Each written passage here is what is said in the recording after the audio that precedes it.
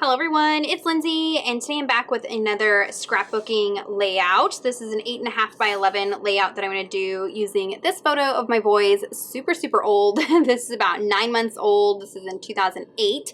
I'm kind of going back through older photos and pulling them out and finally getting them into a scrapbook. So I picked this one in particular because, I mean, come on, chubby baby faces are adorable, but the kind of minty green color that Connor is wearing really matches well with the mints in the Jenny kit from Felicity Jane for the month of August. So I pulled out a bunch of those products, and that is kind of what led me to where I'm at with this layout here. So I've done a few things off camera ahead of time before I put you on fast forward. So let me just run you through what I have here. I used one of the solid patterned papers from the, I believe this is from the Jenny kit, and it is cut to 8.5 by 11. And then I gutted out the center of it, leaving myself an inch margin all the way around. That way I'm not wasting paper, because this is just going to be a layering piece behind my white cardstock. So I don't want to waste that center piece. And so then this is an 8.5 by 11 piece of Essentials white cardstock from Felicity Jane, and then I cut off an inch off of the side and off of the top, so that'll leave me with a 1/2 inch border of the mint all the way around, if that makes sense. So there is that. That's going to be my base.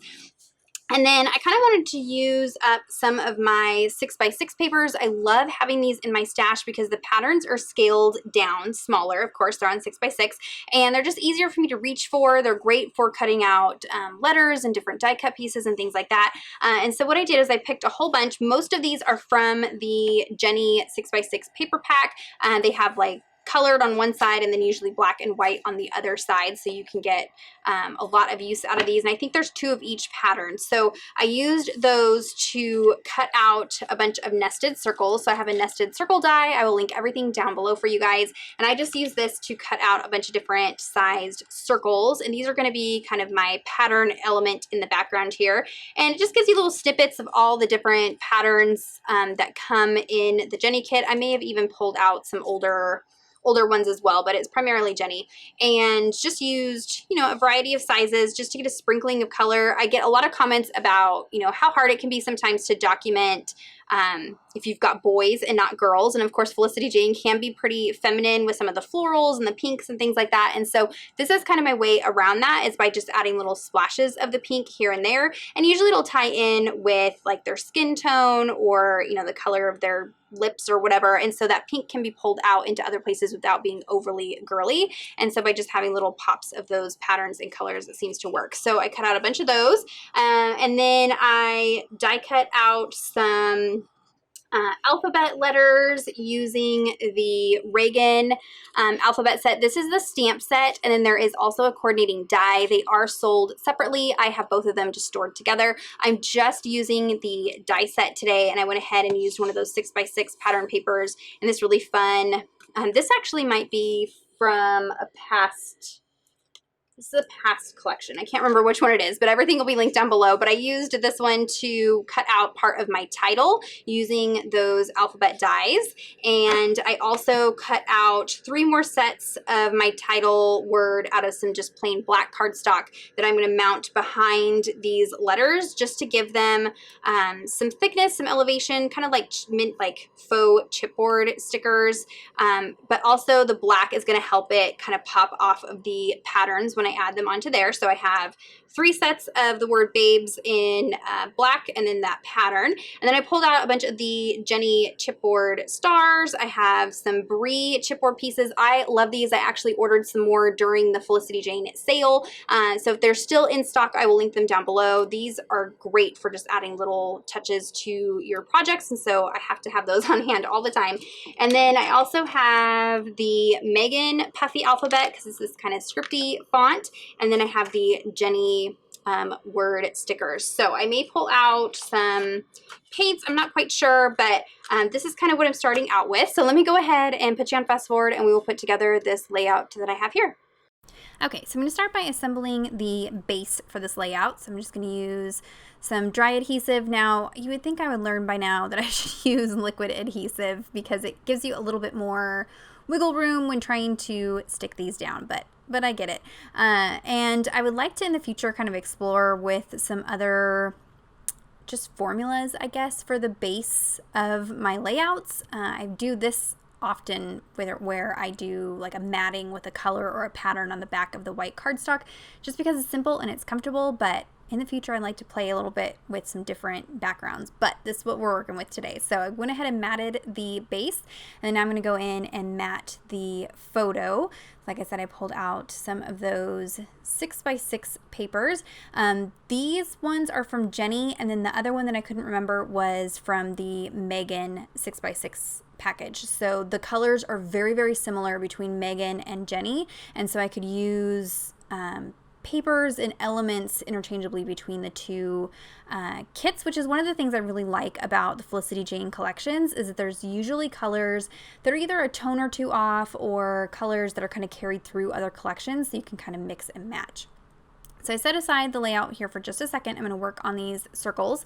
I am just taking a fine lining pen and adding some detail around to the edges just to kind of define the circle shapes, but also to bring in a little bit more black. One of the things I love about the Felicity Jane lines is it's a lot of black and whites with pops of color, and so I try to bring in black detail elements wherever I can, and this is one of those ways. So I went ahead and did that for all of those circles, and now I can start kind of figuring out where I want them arranged. Now, when I was cutting these out, I did try to kind of picture where I wanted certain patterns, and then that way I knew which size circle to cut out, if that makes sense. You could just cut a whole bunch of them all at once, but I try to, save as much paper as I can and hoard it, even though I have way too much.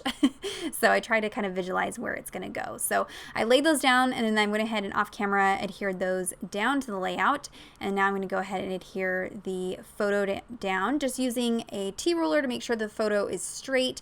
I really like having, abstract lines and things kind of not symmetrical, but when it comes to the photo, I either want it to be very, very straight or obviously like intentionally not straight. So that T-ruler really comes in handy for that. So set that aside for a second. We're going to work on these letters. Now, dies in general can be pretty pricey, and especially alphabet dies. They are definitely an investment, and I totally realize that, but they are kind of a staple for me because I can do so many things with alphabet dies. So here you can see I'm creating these like faux chipboard letters. I can customize and use any kind of pattern, any cardstocks. You can use glitters. You can add glossy accents to the top, and so then you get even more dimension. You can cut out of so many different mediums, and so instead of just investing in individual packages of alphabet stickers, I can invest in a die set and really have an unlimited variety of alphabets that I can use for my projects. So yes, I recognize that they can be pretty pricey, but I do think that you can get a lot of use out of an alphabet die. So I went ahead and layered those patterned letters up on top, like I said, of the 3 layers of black cardstock, and you can see that it adds just a hint of black peeking out from behind, and that's going to help it stand out from those patterned circles and also give some lift to those letters so they kind of have that faux chipboard look to them. And then I'm mixing it with the Megan Puffy Alphabet. Now this Puffy Alphabet is meant to look like a scripty font, and so I've found that overlapping the stickers just ever so slightly gives you the best results for that look of it being hand lettered and kind of that calligraphy or cursive style, rather than individually sticking the letters down with space in between them. You can do that, but if you're wanting it to look like one continuous sticker, just overlapping just a little bit gives you that look. And it's kind of difficult to stick those down with a T-ruler because you kind of have some bounce to the letters, but I am using a T-ruler for these die cut letters down here just to make sure that they're straight in relation to the photo and the rest of the layout. So these craft tweezers are kind of new to me, and I love that I can, if you're not pinching them, they hold the item, if that makes sense. They work reverse of a typical tweezer. And so then you can hold on to the letter, apply adhesive, and then stick them down a lot easier. So I'm glad that I finally got those in my craft space. I will link them down below for you guys. So now is kind of the finishing touch. I mentioned in the blog post that these embellishments are kind of like the jewelry to the outfit. You don't want too much, you don't want too little. This is something I'm still trying to figure out. So I like to lay everything, or as much as I can, onto the layout all at once before I start adhering and gluing things down and committing to it. That way I can see if I need to take something away, move something around, add a little more. So rather than gluing as I go, I found kind of staging elements as I go gives me better results. That's just kind of what works for me. So I'm going to go ahead and adhere those stars and chipboard flares down. And then now at the top here, I'm going to add the date. Now the problem with waiting too long to document your photos, like, I don't know, 12 years, is that you don't have a roller date stamp that goes back that far. So I am layering up a few of the labels with a tiny attacher and then adding another flare piece up at the top. And then the Jenny word stickers have January through December in there, so I'm going to pull out May, and then I'm just going to use some of these Holly mini puffy alphabets to put out 2008, and that worked just fine. So you just got to kind of go through and think creatively when you're doing the date for something that's this back in the past.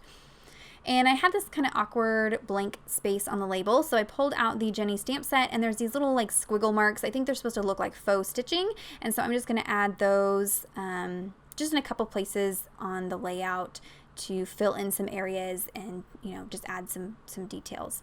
Now at this point I am just about done, but I feel like there's still a little bit too much white space for me, so I'm going to cover up my photo and my title and then pull out some black acrylic paint and add some splatters. All about those Lindsey splatters, got to have those as a final touch, and that really kind of brings everything together. So that is going to be it for the layout. Everything that I used, everything that I mentioned will be linked down below in the description box as always. Be sure to head on over to the Felicity Jane blog so you can see more close-up photos of this project, and if you have any questions or comments, be sure to leave those down below. Give this video a thumbs up if you enjoyed it, subscribe to my channel if you're not already subscribed, and until next time, thank you so much. Bye-bye.